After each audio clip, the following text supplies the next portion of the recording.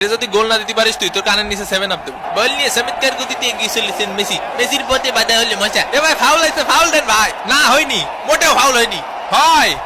এই আমি নিজের চোখ দিয়ে দেখেছি এটা ফাউল হয়েছে কানা নাই শালার পুত চোখে দেখিস না শালা দালাল কনেকার এইটা ফাউল হয়েছে না না না এ ডি মারিয়া যা ও ফাউল দেবে না এই নে ফাউল করে কয় দেখ এই পকেট ওরে মা ওরে মারে